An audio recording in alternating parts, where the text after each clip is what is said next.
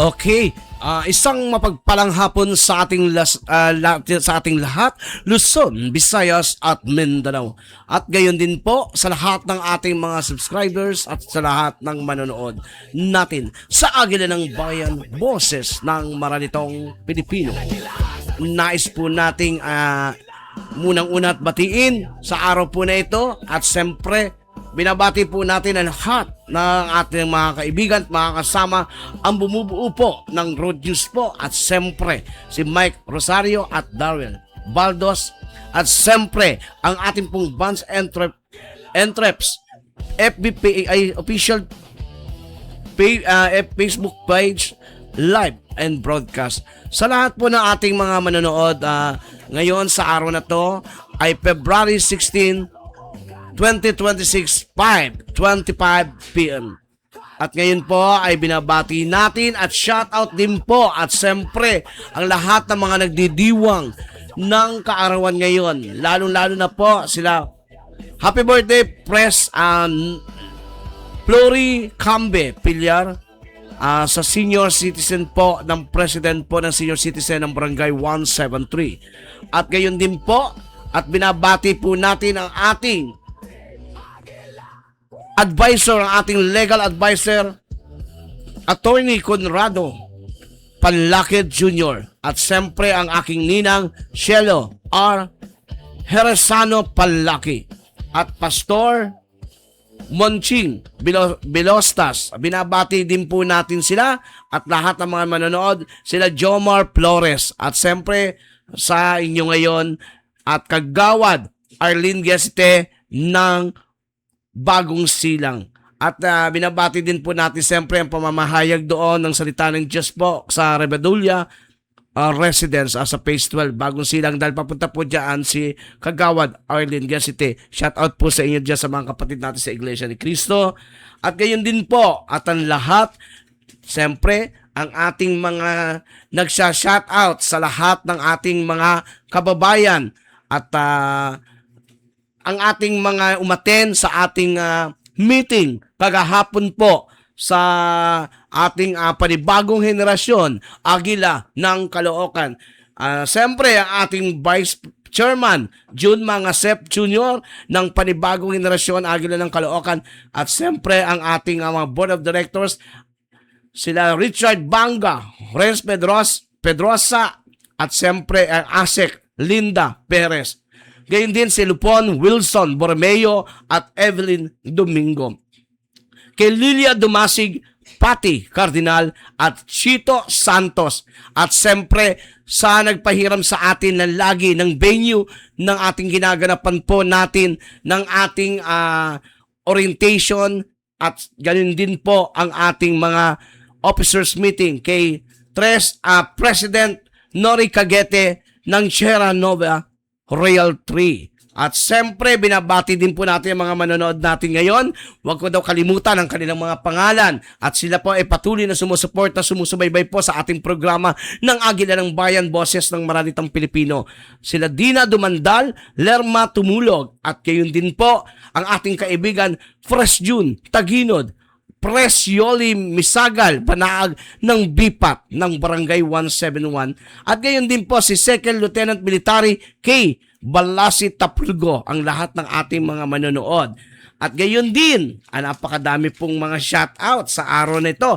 At shoutout na po natin, baka sila po ay makalimutan, ay magtampo naman. At kaya ngayon, i-shoutout na rin po natin. Makakasama natin siya sa darating na Miyerkules sa ating live interview dito po sa ating siyempre, Ponpatch din po, live interview po natin. Live streaming po natin mula sa Tui, Batangas. Siyempre, ang kagalang-galang na si Consihal Jerome Patulot. Ayan, number 4 po yan na Consilor ng Tui, Batangas. At inaantay tayong pumasyal doon. So, gayon din po, binabati natin si Cap Elias Bautista ng Barangay 173 at Cap Romy Rivera.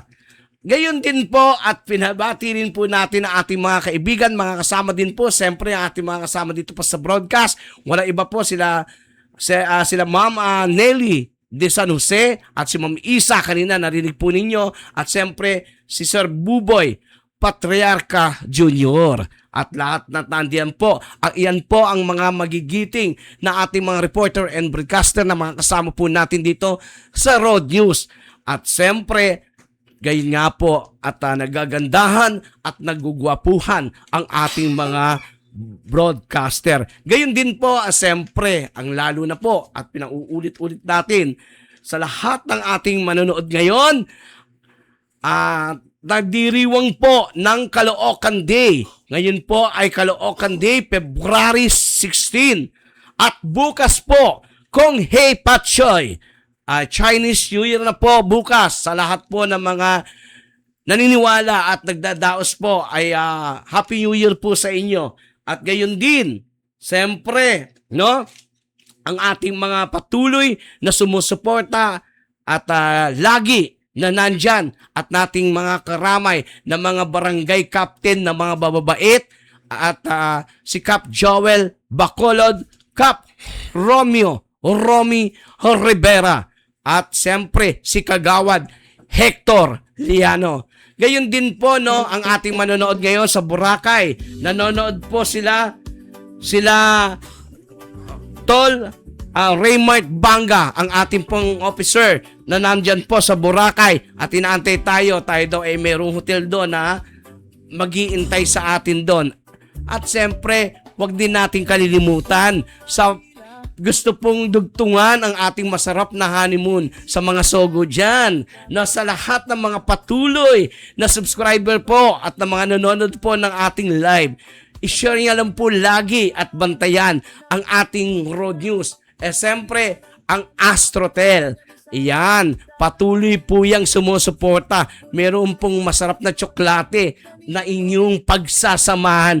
Pag matamis, masarap daw ang inyong paglalambingan.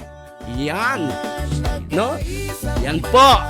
Sa mga nagdiriwang po ngayon at siyempre sa mga gaya po na sinabi natin, hindi lamang po sa Caloocan, sa mga nagdidiwang po ng pamamahayag ngayon, sa mga kapatid natin sa Iglesia ni Cristo, saludo po kami sa inyo sa patuloy ninyong pamamahayag ng mabuting salita at aral ng Diyos para ang ating mga kababayan, lalo na po sa mga maralitang Pilipino, ay nabibigyan po sila ng magandang gabay at siyempre mula sa ating Panginoon. Sabi nga, pag wala ang Diyos sa ating buhay, magulo ang ating buhay. So, yan. No, shout out po, lalo na po sa bumubuo po ng pamunuan po at siyempre ng kapatiran ng Iglesia ni Cristo. Walang iba ko, hindi si Ka Eli Manalo. Siyempre, si Ka Eduardo Manalo po ay talagang po ng puso, napakababa po ng puso, lalo na po sa mga kapatiran po sa Iglesia ni Cristo. So, iyan po, at binati na po natin ang mga nais po nating mga batiin, siyempre sa lahat po ng mga manonood natin, at yan, maraming salamat. At ngayon po, gusto ko rin po nga sabihin po, no, ayan, si Tol Lilia Dumasig po, ayan, yan, shout out po. Mag-share ako, yan, sabi niya, ng marami pa para sa mga kuha ako ng bigas para sa mga kapitbahay namin na hindi pa para sa akin. Yan, na may sakit. Ayan, so shout out daw po niya yan. So, panibagong generasyon po, Agila ng Caloocan po. Ngayon po makakasama natin sa interview. At ngayon po siya ay ating kakausapin. Wala pong iba kung hindi si, siyempre, pinakikilala ko po siya sa inyo. Ito po ay si Sir Vicente Vic Andino Consigno, 90 Lumbanga, Tui, Batangas, former Lupon, Barangay Lumbangan, a teacher by profession and presently working at Our Concepcion Montessori School in Calaca City as School Vice President for External Affairs and also a senior high school teacher. Ayan po, yan po ay ating makakasama ngayon mula sa Tui, Batangas. Sir Vic, shout out po, magandang hapon. Pakiayos po ang inyong camera. Pakiayos nyo po, nakaiga po kasi yung yan. Ayan, opo. Hindi po siya naka-rotate, no? Hindi po siya Naka-rotate po siya, naka-rotate. Okay. So, bakit po nakaganyan siya? Okay. Wait lang po. Ayan. Yan po si Sir Vic Consigno ng Tuwi, Batangas. Yan, Batangas City. No? Ayan po. Inaayos lang po yung kanyang camera sa kanyang cellphone.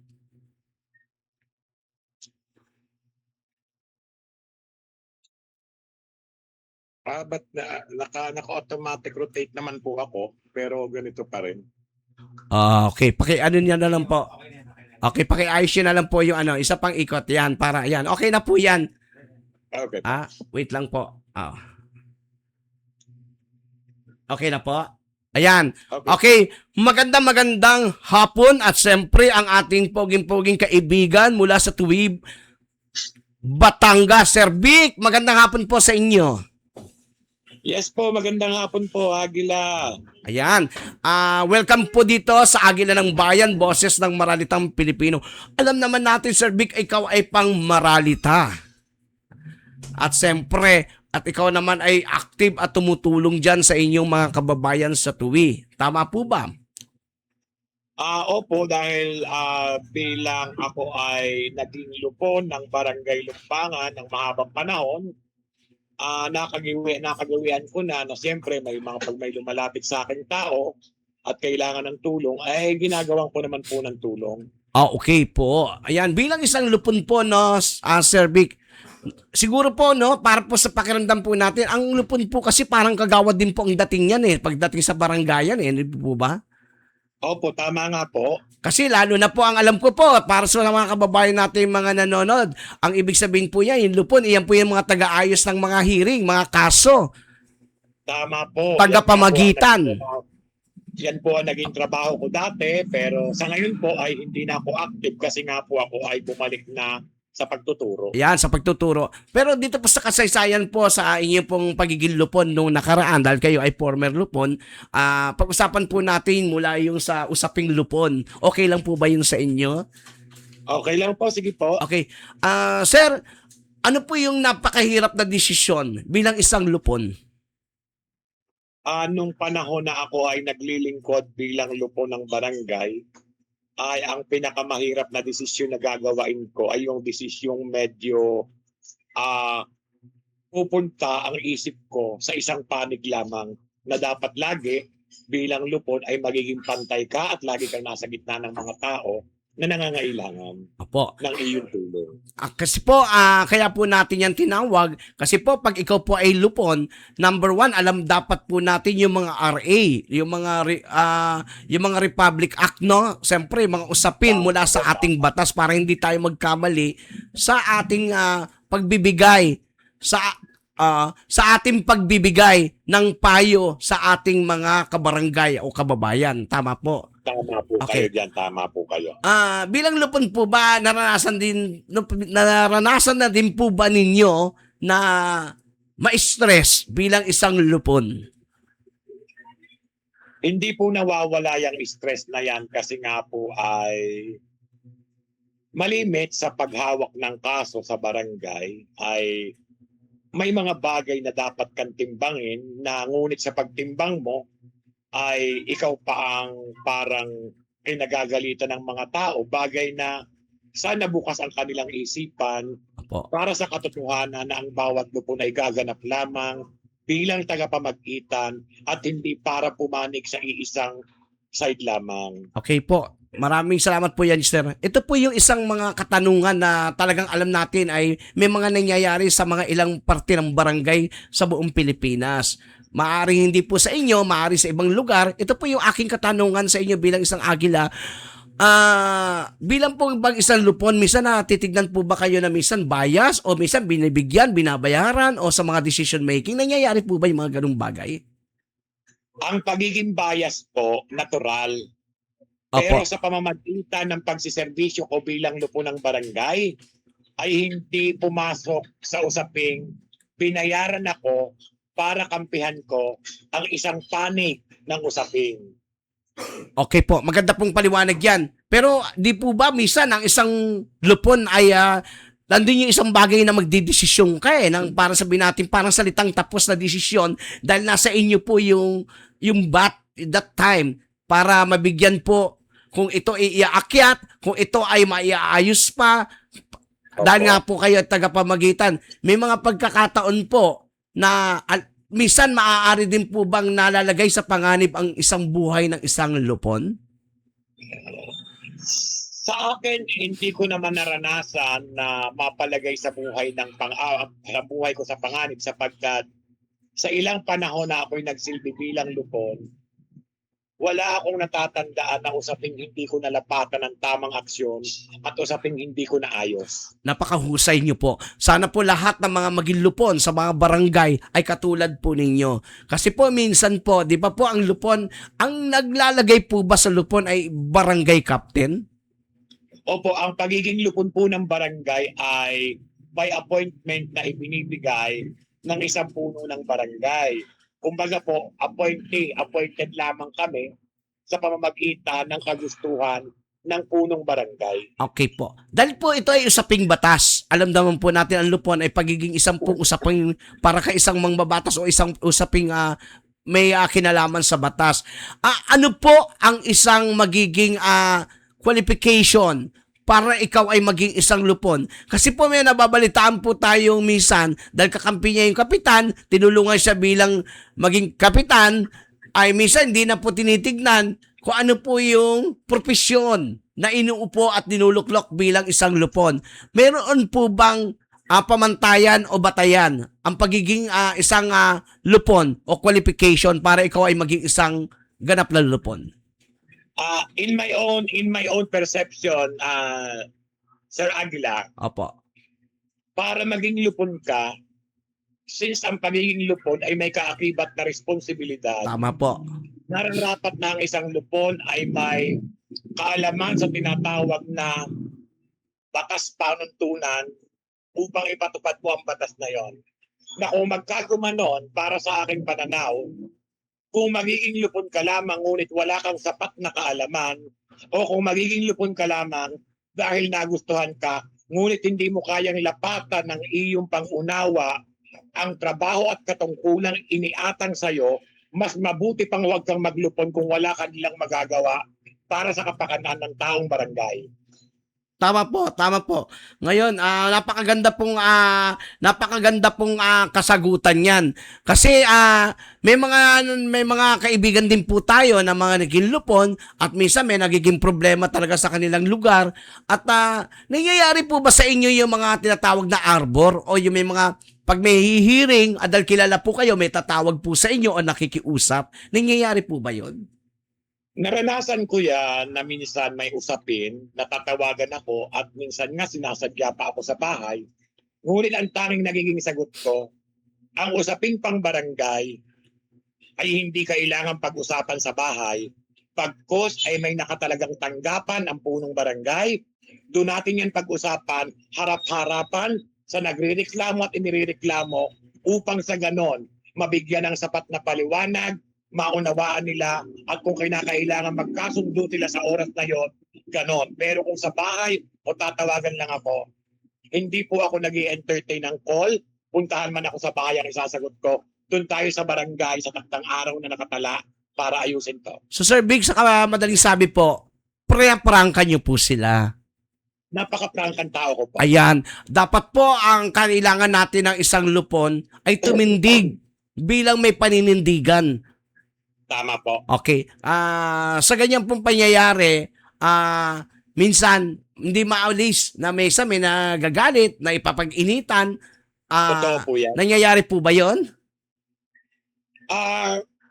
Konting bahagi, ngunit ang prinsipyo ko sa buhay, wala akong pakialam, kagalitan mo man ako kung nasa tama ako at wala akong ginagawang masama para sa kapwa ko. Okay, ganito po, isa pa po, bukod sa pagiging lupon, siyempre, para na rin po kayo, karugtong na rin po kayo ng ating barangay, tama po ba?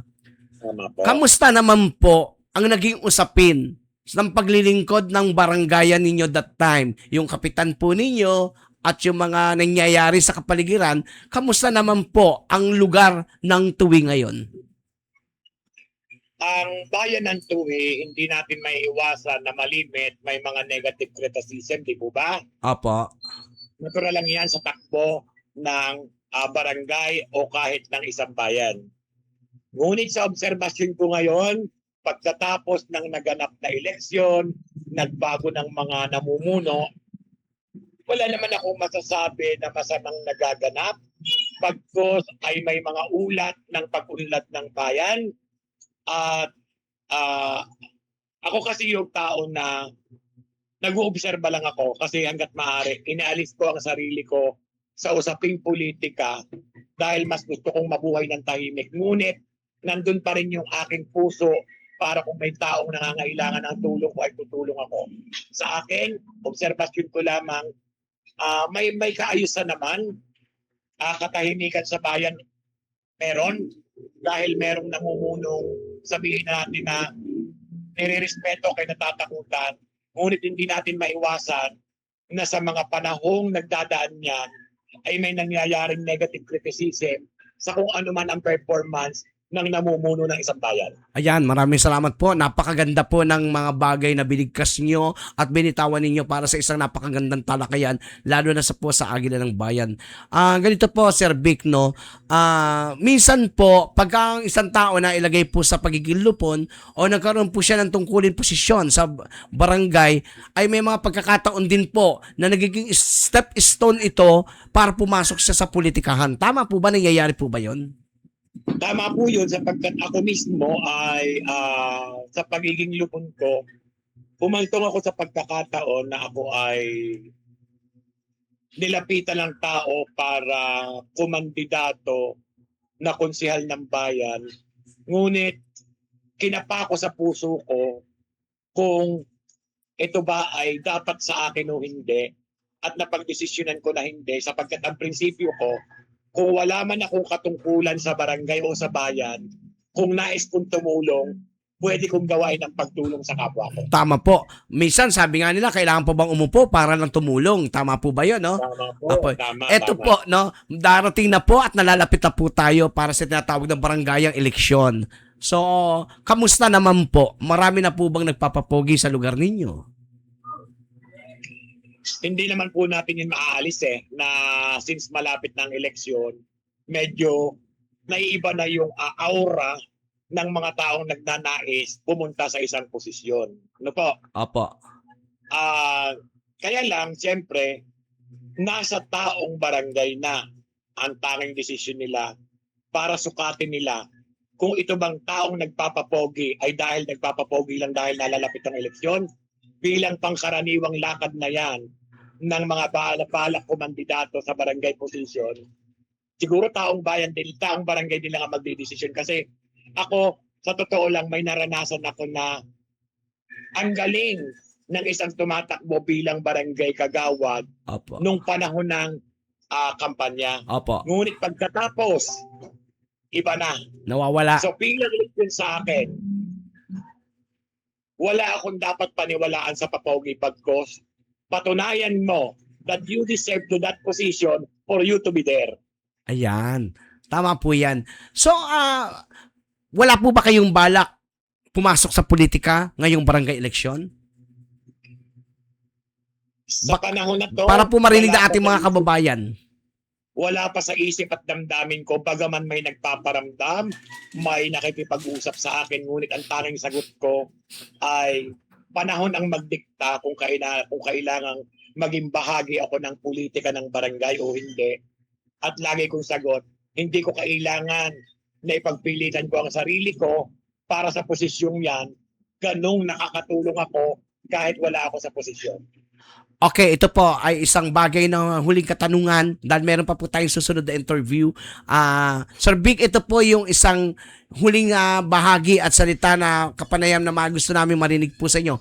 Bilang isang karaniwang mamamayan, kung ikaw ay pagbibigyan at bibigyan ng pagkakataon, ay mabigay sa iyo ang pagkakataon na gusto mong tumakbong kapitan, halimbawa lamang o kagawad, ano ang pinakamagandang inspirational talk ang pwede mong maibigay ngayon sa mga kumakandidato na dapat nilang gawin? ano po yung maganda mong salita na pwede mong iwanan po sa ating mga kababayan at lalo na po sa ating mga botante at mga tumatakbo? Para po sa akin, ang aking pananaw sa kung sino man ang gustong tumakbo bilang kagawad o barangay captain, masusi niya munang alamin sa kanyang sarili kung karapat dapat siya sa ninanais niyang posisyon. Tanungin niya ang sarili niya kung may sapat siyang kaalaman upang tahakin ang serbisyo publikong yan. At kung wala din lamang, manahimik ka sa bahay, hindi ka kapakipakinabang para sa barangay na kinabibilangan mo. Ayan, napakaganda, napakahusay. Napakahusay po. Kasi ang dami pong tumatakbong mga kapitan nagpapalaki lang ng puso. Yes. Okay. Ang daming tumatakbo at ang daming tumatakbo gusto yata tumakbong maraton. Dapat hindi kandidato, no? Maraton ang takbo. Kasi pag nanalo yung mga yan, ang gagaling tumakbo, tumatalikod sa kanilang mga pangako. Ang sabi nga pinangakuan ka na, tutuparin pa ba? No? Kadalasan po. Pagkaraniwan po yan. Okay, Ngunit maraming para salamat sa po. akin, yes po. Yes, Sir Vic. Pahabol ko lang pong salita. Opo. Ngunit para po sa akin bilang pangwakas na mensahe, Opo. tagubilin na kung ako man sa sarili ko, kung nanaisin kong tumakbo sa barangay election, marapat ko sigurong sabihin na hindi ko kailangang mangako, hindi ko kailangan magpapogi pagkos ay pipilitin ko kung ano ang magagawa ko na hindi ikakasira ng kapwa ko, hindi ikakasira ng barangay, ngunit ipakapakipakinabang sa bawat residenteng kinakabilangan ko. Okay, napakahusay talaga naman. Ayan ang gustong-gusto natin na marinig ng ating mga kababayan, lalo na po yung ating mga bobotante, yung ating mga botante, no? Yung ating mga botante. Tawag dito, dapat nilang maintindihan na sila ay bumoto ng tama at higit sa lahat, may dignidad, prinsipyo at pagmamahal sa bayan. Tama po. Sir Vic, sa araw po na to, nagpapasalamat po kami at ikaw ay nakapanayam namin. At sana po, dumating ang oras at pagkakataon, maging welcome po ang Road News sa bayan po ng Tuwi. Sa inyo pong Opo lugar. naman. Lalo na po ang Agila ng Bayan. Opo, wala pong problema. Ayan. Maraming salamat po at pagpalain po kayo. God bless po. Maraming salamat din po. Ayan. Nako, nakapanayam po natin sa araw na ito si Sir Vic Consiglio ng Tuwi, Batangas. At ngayon naman po ay tatawagan naman po natin walang iba po kundi siyempre gusto din natin makapanayam ang usapin naman po sa PWD. Number 1, President po and Coordinator of Barangay 171 with Disabilities Association INC. Siya po walang iba kundi si Ma'am Dalia Bacaro Barredo. Ma'am Dalia, pasok!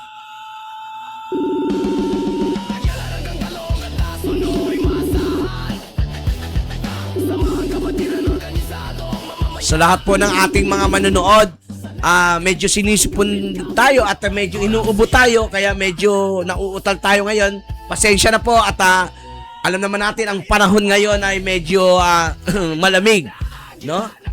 Sa lahat ng ating mga taga-suporta at lalo na po mga followers natin and viewers natin, lagi po tayo nawang bigyan ng lakas ng ating katawan ng Panginoon. Hello, Ma'am Dalia, pasok.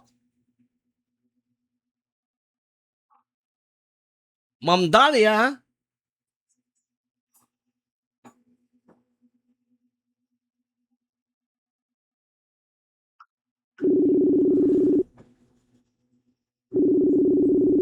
Hello, Ma'am Dalia.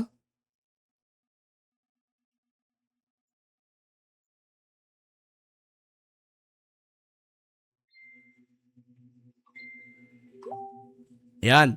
At ito po ay kailangan nating makausap para sa usaping PWD. Okay. Naantay pa, no? Kanina at nag-waiting na po siya. alam naman natin ay usapin natin ngayon. Gusto nating malaman ang kalagayan ng mga PWD. At siyempre, no, sa lahat ng mga barangayan at lalo na sa ating mga komunidad, kung sila ba ay natutugunan ng tulong ng ating pamahalaan. Siyempre, number one, tong mga disabilities associations na to, kailangan po nating malaman. Wala pa po siya, no? Medyo, sabi niya, waiting lang daw po siya. Yan. So, habang inaantay po natin siya, tignan po muna natin at nais ko po muna ibahagi sa inyo, gaya po ng sinasabi natin, yung usapin po natin na number one, yung kausap sana natin ngayon, yung ating presidente ng PWD. Pero before sa ating lahat, gusto ko pong ibahagi sa inyo na bukas po, Chinese New Year na po, kung Hey Pachoy, ayan, siyempre, maraming mga tikoy, no? Maraming mga tikoy bukas, no? Alam niyo po, sa panahon po natin, kailangan natin tutukan. Siyempre, ang number one, yung maralitang Pilipino. Dahil yung maralitang Pilipino, yung mga nasa laylayan niyan, ay nangangailangan talaga yan. Unang-una, ng gabay, tugon ng ating pamahalaan. Okay, mukhang ayan na po, nagsina po siya, no? Okay, ulitin po natin. Okay, Ma'am Dalia. Ayan. Medyo nagka-problema po yata siya sa signal niya, no? Ayan na po.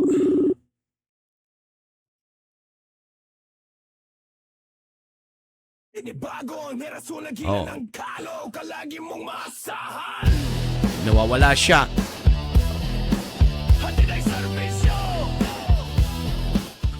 Okay.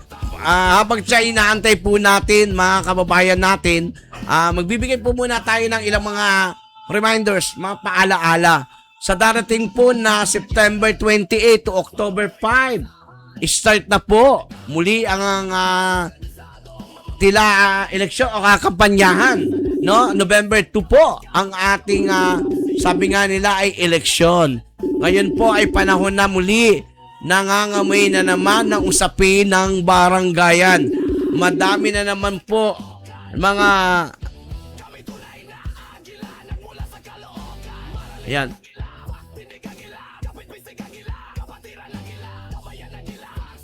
Ayan. Okay, Ma'am Dalia, pakisagot po. Ayan. Sinasagot daw niya pero wala, baka daw sa signal siya may problema. Okay, no? Muli po ang inyong founder ng panibagong henerasyon, Agila ng Caloocan, ay nagsasabi po sa inyo at nagpapaalala po sa darating po ng February 21.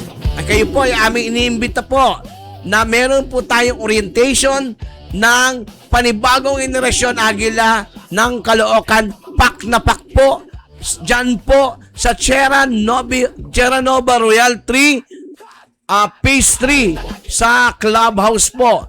16 to 60 years old. Mula 16 hanggang 60 years old po ang ating mga kababayan na nais pumunta. Ang uniform po natin ay red. Kaya pwede po kayong pumunta at siyempre bawal po ang nakatsinelas. Kailangan po tayo ay nakashoes. Para po makita po ninyo ang proseso po bilang kasapi po ng ayan na po siya. Tawag na po siya. Okay. Ayan. Hello, shout out, Ma'am Dalia. Mahina po ba yung signal nyo?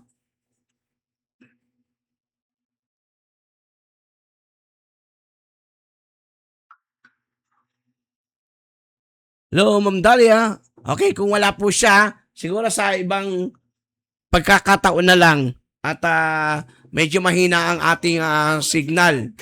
Okay.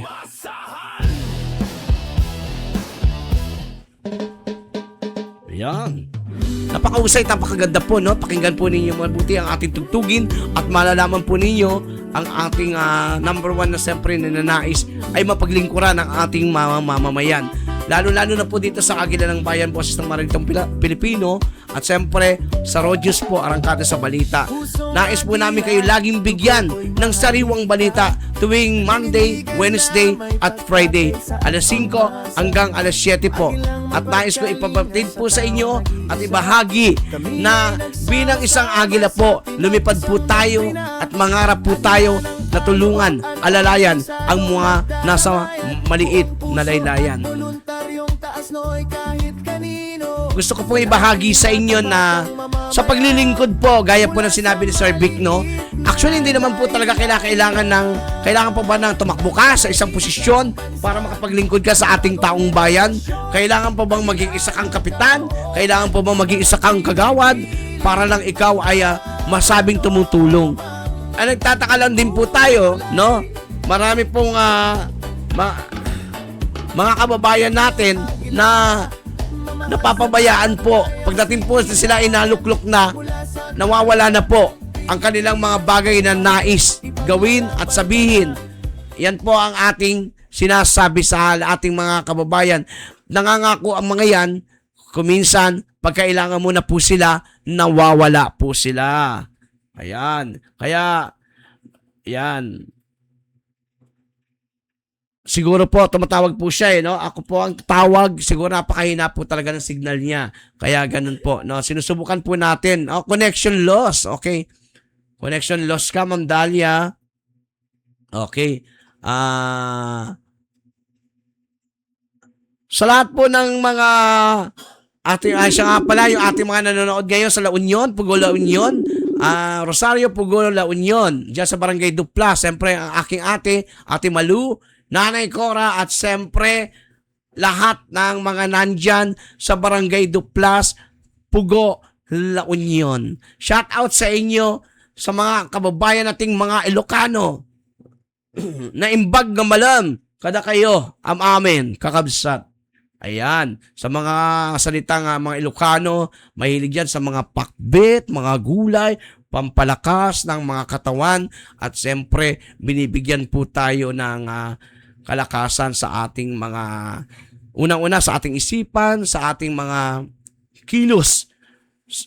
Yan, no? Inaano pa po natin si Ma'am Dalia, hindi po siya makakonek mahina po yata ang kanyang signal. Kaya nawawala po, no? Okay. Yan na. Hello po, Ma'am Dalia.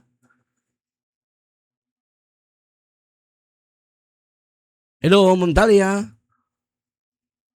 Oh, yan, wala po siya. Okay. Ngayon po ay ganap na ika-6 ng gabi at 1 ng minuto, no? Pebrero 16, 2026. Okay po, sa susunod na lamang po, Ma'am Dalia, at medyo mahina po ang inyong signal sa susunod po. Iyan po kasi si Ma'am Dalia, ang presidente po ng PWD po dyan sa Barangay 171. At gustong-gusto din po natin maibigyan ng interview para po yan po yung mga maibigay po niya yung kanyang mga nais din po ipabatid sa ating pamahalaan. Ito po siya, oh. Okay. Yan. Siya po ay tumutulong po talaga at paglingkuran siyempre ang ating mga mamamayan na mga PWD. Gusto po natin kasing malaman kung paano po ayan, no? Maglo-load daw po siya. Okay po. Talagang gusto niya po makapasok na rin para po siya ay makausap din po para mabigyan po niya ng isang napakagandang mensahe po para po sa ating mga kababayan, mga PWD. Ito po mga kababayan natin, mga PWD po, dapat po ito nating mahalin, lalo na po sa mga barangay natin, sa mga barangay kapitan po natin, mga barangay chairman na nanawagan po tayo. Yung PWD po na yan, ay sana po ay mabigyan sila ng mas marami pa pong tulong. Dahil po yung karamihan po dyan ay talagang hindi na po makapagtrabaho ng maayos dahil po dala ng kanilang mga kapansanan. Mabigyan po sila ng tamang proseso, pamamaraan na pagtulong, ayuda, at higit sa lahat. Sana magkaroon po sila yung mga cash gift na matanggap para po sila ay may pambili naman ng kanilang mga pangangailangan. Lalo na po, siyempre, yung mga bata, mga senior na rin po, mga PWD. So, yun po, no? Ayan po, oh. Ayan po yung kanyang video. Ayan po siya. Ayan po, bumubuo po niyan si Ma'am Dalia Barredo. Ayan. Yan po yung mga orientation. Diyan po sa Caloocan Sports Complex. Ayan, 500 person with disabilities children. Ayan, with disabilities PWD, CWDS member. Ayan, from Barangay 171 po. Sa pangunguna po ni Kapitan Joromi Ignacio Rivera. Ayan po. So, shoutout po. Shoutout din po kayo sa presidente po ng ating homeowners. Diyan po sa Shelterville, si Pres Patrick Ang. Ayan. So, nalalapit na po, no? Sa mga Christian at Catholic po. Sa darating po ng Wednesday, as Wednesday pa po. Ayan, magpupunas na naman po sila ng mga abo. Ayan. Sa mga dinadaanan, binabati natin lahat. Para po malaman po nila na tayo ay patuloy na nagiging mata ng ating bayan at mata po para sa ano. Ayan, may mga pre-medical services po sila. Ayan po yung PWD, no? Ayan. So, napakaganda. Pre-medical services, no? February 16 po, Monday, oh. Vital sign and early warning sign activity. Pre-medicine, 50 patient per day. Oh, bakit kaya 50 lang, no? So, hindi ba pwedeng madagdagan kasi minsan ang dami ng PWD. Lalo na po yung mga PWD na yan, sa medical mission po na yan, nako, talagang ano, alam mo po, no? February 17, no? Tuesday po, pre-medical services. Medication and compliance safety. Pre-medicine, 50 patient per day. Siguro yun lang yung bracket na kinakaya para mabigyan po ng mga ano dahil mga medical services po yan. Diyan, nagpapa-BP, diyan na rin tinitignan yung mga kanilang mga kapansanan, kung ano yung mga medicine na binibigay at pwedeng maibigay ng ating pamahalaan. So, napakaganda po. So, isa ka pong tunay na agila, Ma'am Dalia Barredo po. Okay po, ayan. Ang dami pong okay. Pre-medical services, February 19, Thursday, cervical screening, HPV vaccination, wound care, and infection prevent, hand washing, lepora, hygiene kit, distribution for pedia. Ayan, ayan, no? Meron din po sila sa pre-medical services, February 20, Operation Tuli. 50 patient per day, self-sufficiency during disaster. Okay. Discharge teachings honor. Mother class, food plate, pinggang Pinoy, lepora. Ayan, ang gaganda po, no? Ito naman po ay sa February 16 po. Vital sign. Ayan. February 17. Medication and compliance safety. Yan, pre-medicine po yan. Yan po yung mga services ni Ma'am Dalia Barredo. Actually po, sabi niya, no, naglo-load nga daw po siya kasi nag-additional load po siya kasi talagang medyo mahina po. Kahit po tayong tumawag sa kanya, hindi po niya makita, hindi po niya mai-on yung ano niya dahil mahina po ang signal maari sa kanyang area. So, shout out kay Gina Pilias Torellino. Ayan, at Laupil Bilyas. Okay, shout out sa lahat. CGR. Ayan. Shout out sa mga manonood natin. Sa lahat po ng mga ating mga kababayan. Bukas po ang Agila ng Bayan, Boses ng Maralitang Pilipino. Nandyan po tayo sa opisina po ni Congressman sa South po. Congressman Egay Erice. Bukas po ng hapon nandyan po tayo sa kanilang opisina. Sa South po ang Agila ng Caloocan. Siyempre, yan po ay panibagong henerasyon Agila ng Caloocan Incorporated. Pak na. So patuloy po sa paglipad ang isang agila para po hanapin, tulungan po ang ating mga kababayan at sa lahat po ng mga maralitang Pilipino. Ayan, shout out po Selena ko, shout out po watching here in Caloocan City. Layout and clear. Ayan, Bonds and Preps. Melanie Rivera Delgado, Happy Chinese New Year to all. Okay. Kylie Piti, God bless po. Always, kuya. Kapatid ko pala yan. Okay. Shout out sa kapatid ko. Ayan. Kay Big Consigo. Ayan po yung Consigo po. Ayan po yung ating mga na-interview kanina. No? Nakausap natin. Maraming salamat po na nakapanayam ko kayo at naibahagi ko ang aking pananaw bilang simpleng mamamayan ng barangay Lumbangan, Tuwi, Batangas. Yan, sir, salamat din po. Sir Wilson Borromeo, Chairman, pa-shoutout naman. Shoutout sa iyo, Tol Wilson. Ilupon Wilson. At siyempre, shoutout din kay George Siol, kay Ira. Gandang hapon, Chairman Tol. Then, shoutout po, Gina Bilyas.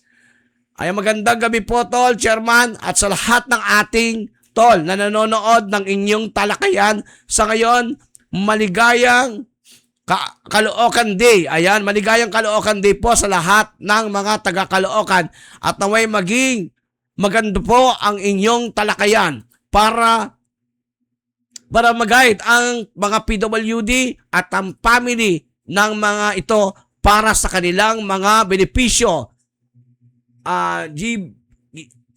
GBS and God bless and more power po sa panibagong henerasyon Agila ng Caloocan Road News. Ayan, naku, talagang alam na po nila ang Road News. Kabisado na po nila. Ma'am Lilia Dumasig, Tol, Lilia. Wow, ganda niyan. Okay. Yan, Lopil Villas. Ang PWD ay meron discount na 30% at hinahanapan ng sponsorship like a partnership like Ateneo de La Salle, UST, ang mga alumnia na nabibigay ng pre-medical mission at pagbibigay ng mga tinatawag na ninong at ninang tuwing kalahati ng taon at pamaskong handog. Ayan. Sa mga PWD natin, lalo na po sa mga maralitang PWD mula Bagong Silang.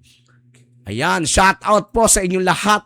At siyempre, ayan no, sabi ni Ma'am Dalia Baredo, mahina po ang signal. Sa darating po na Wednesday, alas 5, alas 7, aabangan niyo po muli ang Agila ng Bayan. Kausap po natin, makakapanayan po natin si Konsihal Jerome Patulot po ng Tuwi, Batangas para maibigay po niya. Bagong panalo po yan bilang isang konsihal. At siyempre, kailangan niya magpakita po at kung ano po yung kanyang magiging serbisyo para sa ating mamamayan dyan sa barangay Tuwi. No? Yan po. So si Ma'am Dalia po ay hindi po talaga makontak. Bayan ng Tuwi. Tuwi. Bayan ng Tuwi. Yan, no? Hindi siya barangay, bayan. Okay, no? So, sa lahat po ng ating mga nais magpaabot ng mga kung meron po kayong mga problema sa inyong lugar, katulad po ng mga nais nyong matugunan, makita po, gaya po at mapamalita po at mabigyan po, matuunan po ng ating pamahalaan, lalo na po sa peace and order, sa basura, at lalo na po sa mga usapin na mga problema sa kapaligiran. No, ganyan po. Diyan po sa may Bagong Silang, pinag-uusapan po tayo ng ating mga ilang residente ng Bagong Silang. May mga kalsada pa po na mga may pagkakataong madilim na area. At siyempre, lalo na po sa mga bata dyan. No? Yan po. At gusto po natin ibahagi. So, Ma'am Dalia, siguro sa susunod po na pagkakataon, kita muli at ma-interview dahil po mahirap po ang inyong medyo connection, may problema po yung inyong signal. Siguro po sa susunod po doon po kayo sa mayroon pong maganda pong lugar para po kayo ay mabigyan po natin ng magandang interview para naman po sa boses ng PWD. Dito po sa PWD, no discriminations po, kailangan po natin silang protektahan. At alam po natin mga PWD may puso at ito ay mapagmahal sa kanilang mga pamilya at minsan kahit PWD na sila, nagsisikap pa silang maghanap buhay para sa kanilang mahal sa buhay. Kaya sana po lagi natin silang protektahan at alalayan, no? Lahat po ng mga hinihingi natin sa mga kababayan natin, sa mga nais po magbigay ng mga impormasyon, mga illegal at mga illegal na gawain, makakaliwang gawain, maaari po ninyo kaming personal message. Siyempre dito po sa Agilalang Bayan, Boses ng Maralitang Pilipino, para ito ay matuunan natin. Dahil po ang Agilalang Bayan ay tumututok po number 1 sa mga maralitang Pilipino. At hindi lang po sa basta maralita, kung hindi po sa kalinisan, kaayusan ng ating mamamayan, ng ating ginagalawang lugar o bayan. Kaya sana po, wag po tayong mangamba, mag-alala, matakot. Ilabas po natin ang katotohanan at mabigyan po ito ng solusyon. Kung lagi po tayong manatakot, mananahimik, wala na pong magsasalita para labanan ang katiwalian at lalo na po ang lahat ng pangyayari. Dito po sa usapin po natin at tawag natin na dito po sa West Philippine Sea, medyo na yan lang po yung laging tinututukan ngayon. Siguro ang dapat po natin tutukan anong petsa na po ng mga panahon po ng mga nagrally po yung ilang mga kapatid natin dyan at lalo na po anong petsa na po ay hindi po yata natutuunan ng pansin. Parang iisa, dadalawa, tatatlo o ilan pa lang ang mga nakukulong. Nasaan na ang mga big fish na dapat ito ay makulong. Ayan po, no? Ayan po. Ayan o, Ma'am Dahlia. Yes po. Ayan, okay. Nakuha din natin si Ma'am Dahlia. Ay, shout out po. President Dahlia, may ilan pa po tayong minuto. Kaya pa naman po. Medyo nahirapan po tayo sa signal. Mukhang lumipad pa po kayo at naghanap ng signal. Oo, naghanap po. Ma'am Dahlia, diretso na po tayo sa ating panayam sa araw na to. Muli po, welcome po tayo sa ating programa, Agilalang Bayan, Boses ng Maralitang Pilipino. Ma'am, magpakilala po muna kayo. Sa ating host at buong team ng Agila ng Bayan, sa lahat ng tagapakinig, sa mga PWD ng Barangay 171, Bagumbong, sa mga opisyal ng barangay, lalo na kay Cap Romy Rivera, isang mapagpalang hapon sa ating lahat. Ako po si Dahlia Barredo, isang PWD, President ng Barangay 171, Bagumbong, Persons with Disabilities Association, at PWD Coordinator ng aming barangay. 9 na taon na po akong nanungkulan at patuloy na nagsisilbi para ipaglaban ang karapatan, dignidad at kapakanan ng mga PWD, Yes. lalo na sa usapin ng ayuda, kabuhayan, kalusugan at inklusibong mga programa. Isa po akong ina at tagapagtaguyod ng naniniwalang ang kapansanan ay hindi hadlang sa paglilingkod kundi lakas para mas maunawaan at maprotektahan ang kapwa PWD. Yan, maraming salamat po at nalaman po natin, nagpakilala na din po kayo at iyan po ang dapat malaman po ng ating mga kababayan. Ano naman po natin sa Barangay 171. Ma'am, ilan po ang member ng PWD sa buong Barangay 171? Sa ngayon po, 1,247. Ay, shout out naman po sa 1,000 yan. Palakpakan po natin. So, kayo po ang tumatayong presidente. Opo. So, meron din po kayong pamunuan. May vice din po kayo. Opo. Okay po. Kamusta naman po ang inyong mga opisyalis? Mababait naman po ba sila? So far po, wala po akong masasabi sa kanila. Napaka-supportive po at saka masisipag po sila. Very supportive. Ngayon to po, ma'am, no?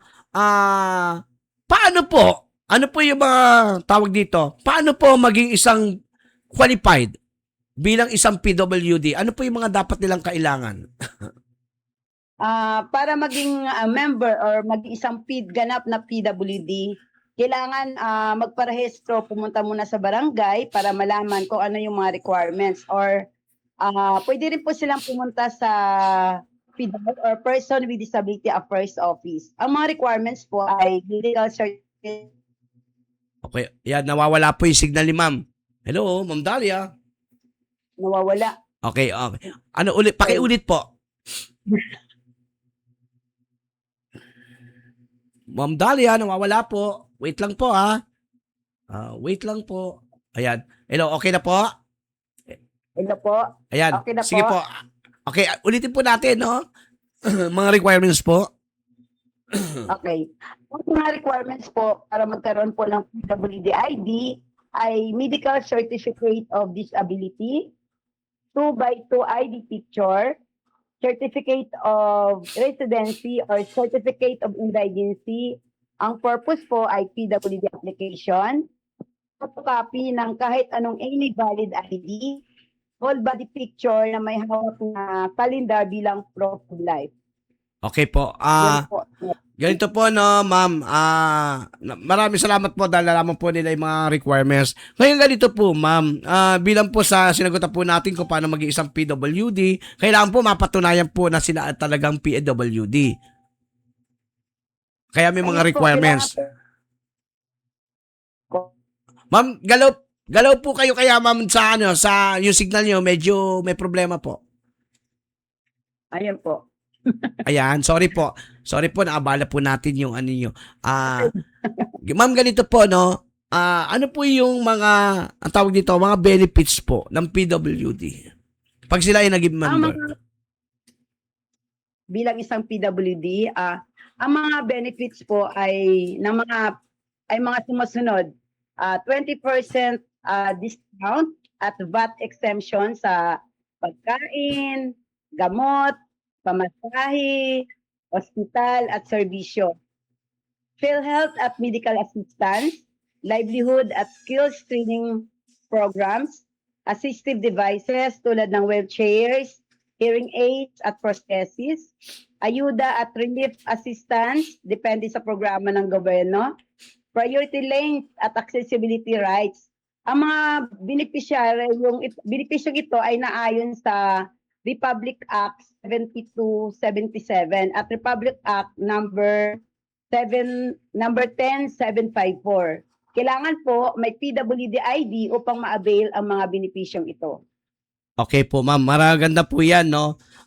Ma'am, ganito po, no? At nalaman po nila yung ilang mga benefits. At siyempre, yun nabibigay nyo na rin po. Kamusta naman po ang part ng pag-ayuda? Pagbibigay nyo ayuda. Ito po ba'y walang palakasan? Lahat ba nakikinabang?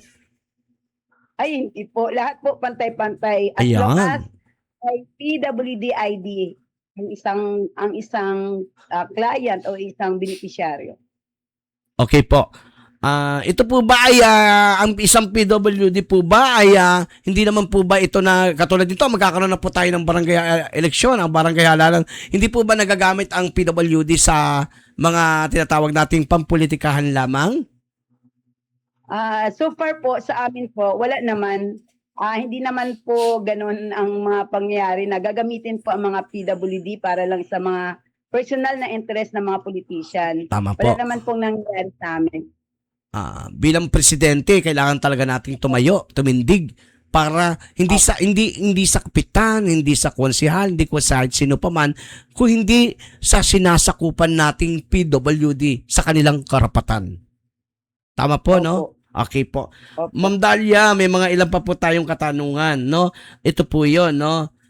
Sinabi niyo na po yung mga ayuda, sinabi na rin po ninyo yung mga benefits. May mga nakalatag pa rin po ba tayong mga programa? Ano-ano po yung mga programa? Meron po kami sa ngayon po, meron po kaming livelihood program. Ito ay mga pangkabuhayan para sa mga persons with disabilities na upang sila ay magkaroon ng hanap buhay. Yun nga po para sila ay tumindig sa sarili nilang paa, hindi kumbaga hindi sila makikiayon doon sa mga magulang or sa mga kamag-anak na umaasa, ibig sabihin umasa sa magulang o sa mga kamag-anak ng mga pangangailangan nila. Dapat tumayo sila sa sarili nilang paa. Ma'am, ito po, no? Ano po ang dapat pananaw bilang isang presidente sa kanyang sinasakupan na mga para protektahan ang kanyang kapwa PWD? Ano po dapat ang pananaw ng isang presidente? Yung hindi po siya dapat magamit sa politikahan, hindi po siya magamit sa personal interest. Ano po dapat ang isang pananaw ng isang presidente, lalo na po ang isang Dalia Barredo, Presidente Dalia Barredo? Bilang leader po ng PWD, ang bawat member ay hindi kahinaan kundi lakas ng komunidad. Dapat ang pananaw ay mapagmalasakit, responsabli at laging handang umaksyon para sa kanilang karapatan at kapakanan. Yun nga po, bilang presidente, lagi ko pong sinasabi, mahal ko at protektahan ko ang bawat member ng member na parang pamilya. Sinasiguro ko po sila na may access sa lahat ng bagay, sa ayuda man, sa serbisyo, sa protection, at hindi, yun nga po, at oportunidad para sa kanilang kabuhayan at dignidad. Hindi po dapat magagamit sa isang tao o isang personalidad sa mga personal interest. Yan po. Okay po. Ay dapat ang leader po ay tagapagtanggol, tagapagsilbi, tagapagapay. Yun nga po. Okay. Sa lahat ng oras ng pangangailangan ng mga members. Ma'am, maraming salamat doon sa ating mga ilang mga naging katanungan. Ngayon po, meron po tayong gusto po na iparating po sa atin, no. Number 1 po, meron po ba kayong gustong panawagan sa ating pamahalaan, sa ating gobyerno, kung ano pa po yung dapat tuunan sa PWD? Opo, mayroon pa akong panawagan.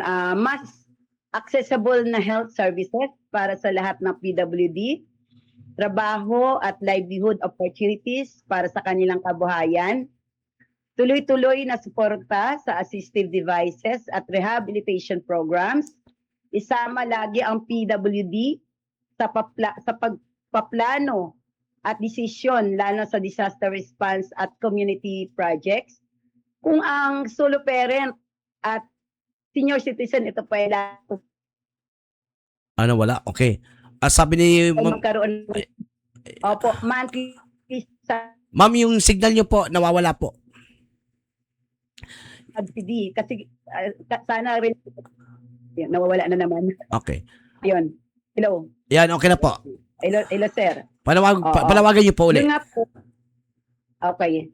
Ang panawagan ko po sa ating gobyerno ay magkaroon ng mas accessible na health services para sa lahat ng PWD, Yes po. trabaho at livelihood opportunities para sa kanilang kabuhayan, tuloy-tuloy na suporta sa assistive devices at rehabilitation programs, isama ang PWD sa pagpaplano at desisyon, lalo na sa disaster response at community projects. Ito nga po ay yung lagi ko pong narinig sa aking mga may kapansanan, kung ang solo parents at ang senior citizen ay may monthly subsidy, sana rin daw po ay magkaroon din po kami mga PWD kung saan karamihan ay may maintenance. Kaya nga po, panawagan ko po lagi, huwag lamang awa ang ibigay, pantay na pagkakataon at respeto ang kailangan ng PWD. Yun Isa po kayong tunay na agila ng bayan sa oras po na ito at kayo po ay aming pinasasalamatan at nakapanayan po namin kayo siyempre sa agila ng bayan sa ating programa. Pres Dalia Barredo, maraming salamat po. Isa po kayong tunay na leader para sa ating mga kababayang PWD. At sana po ang inyo pong panawagan sa ating pamahalaan, sa ating gobyerno ay mabigyan po ng pagkakataon at katugunan. Maraming salamat po muli at shoutout din po sa inyo at sa lahat ng inyong mga nasasakupan po ng mga PWD. God bless po, ma'am. Maraming salamat po, Agila ng Bayan, Boses ng Maralitang Pilipino, sa pagkakataon na ito. Salamat po. Thank you po. God bless po. Okay. Sabi ni George Yol, yes, tama po. Ang mga patwalk, sana matugunan na maayos dito sa papuntang Cayetano School Elementary. Shoutout po. Nananawagan po ang mga kababayan po natin dyan. Congrats po. Ayan, Sir Aguila. Ayan, kay Lopil. Maraming salamat sa patuloy po na sumusuporta at sumusubaybay. Magkita-kita po muli tayo sa darating po ng Miyerkules, alas 5 muli ng hapon. Ang inyo po muli at boses at siyempre mananatiling boses ng Maralitang Pilipino, ang Agila ng Bayan, boses ng Maralitang Pilipino. Dito, Arangkada sa Balita, Road News. Ang inyong Paul Herrera, Agila ng Bayan.